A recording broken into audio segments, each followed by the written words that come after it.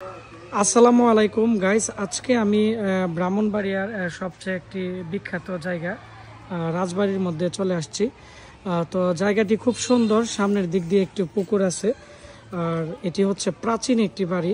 তো আমাদের ব্রাহ্মণবাড়িয়াতে আসলেই মানে এরকম রাজবাড়ি কিন্তু কয়েকটা আছে।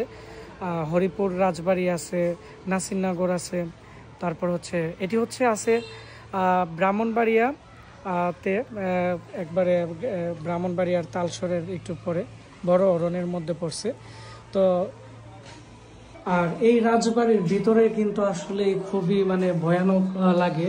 যারা প্রথম আসে তারা হয়তো দেখে যে দেওয়ালগুলো ভাঙ্গা আছে। এর ভিতরেও কিন্তু অনেকগুলো রুম আছে, আমি এখন রুমগুলোর ভিতরে আছি। তো অনেক বছর ধরে কিন্তু এই বাড়িঘরগুলো কিন্তু টিকে আছে।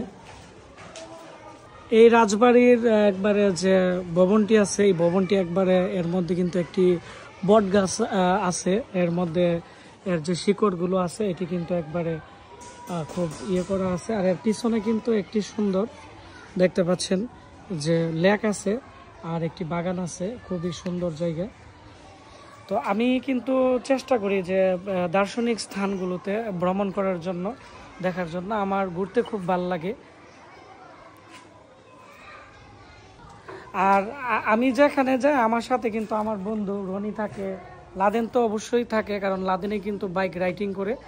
তো আমাদের এই জায়গায় এসে কেমন লাগছে, শর্টকাটে আমাদের সেলিব্রিটি, ব্রাহ্মণবাড়িয়ার সেলিব্রিটি রনি ভাইয়ের কাছ থেকে শুনবো। না, আসলে আমাদের ব্রাহ্মণবাড়িয়া মানে ইতিহাস আর ঐতিহ্য দিয়ে ভরপুর, এই কথাটা আমরা বলে থাকি আর আমরা প্রমাণও দিয়ে থাকি। এই হয়েছে তার প্রমাণ। এটা হচ্ছে গিয়া আমাদের ব্রাহ্মণবাড়িয়া জেলার সদর উপজেলার বড় ধরনের ঐতিহ্যবাহী একটা জমিদার বাড়ি। তো এখানে আসার পরে সত্যি অনেক বেশি ভালো লাগছে। আপনারা হগুলি মনে করুন যে আমরা বহনবাড়ির মানুষ খালি ঝগড়া করি, কাজ্জা মাজ্জা লয়ে ফিরে থাকি। দেন ঐতিহ্য ইতিহাস তো এইগুলা আসলে আসবেন, দেখবেন, খুব সুন্দর জায়গা। আপনাদের সকলের আমন্ত্রণ রইল আমাদের ব্রাহ্মণবাড়িয়াতে। ধন্যবাদ, খুব ভালো লাগছে।